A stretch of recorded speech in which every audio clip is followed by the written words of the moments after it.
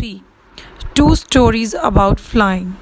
And in this video, I'm going to cover up the first part of this chapter, his first flight, which is written by Liam of Flaherty. Liam of Flaherty was an Irish novelist and short story writer.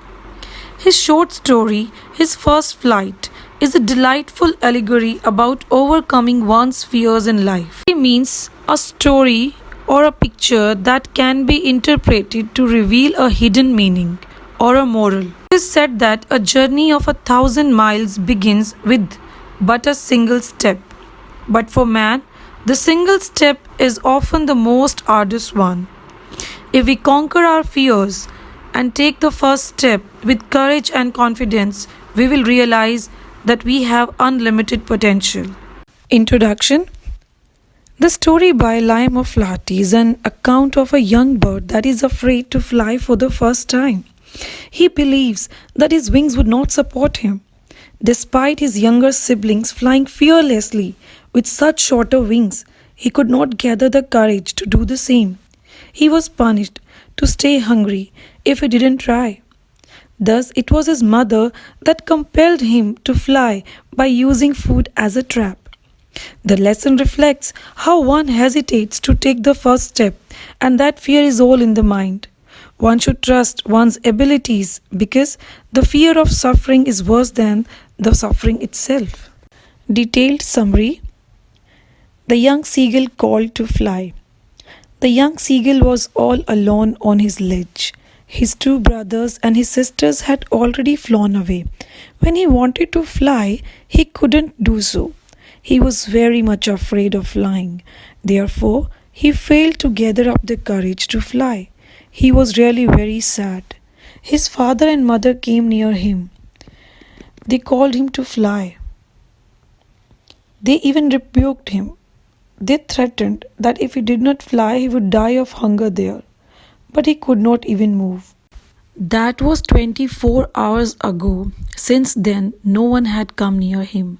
He had watched his parents, brothers, and sister flying. His parents had been perfecting his brothers and sister how to dive for fish on their own.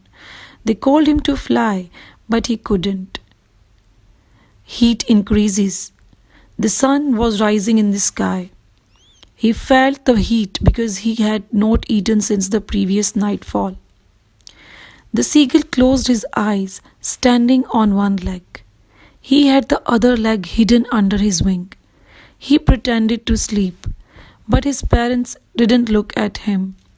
However, his mother was looking at him. He saw her tear at a piece of fish at her feet. He gave out a sound to get it. His mother replied in a sound and looked at him. His mother picked a piece of the fish. She flew across to him with it. He leaned out, tapping the rock with his feet.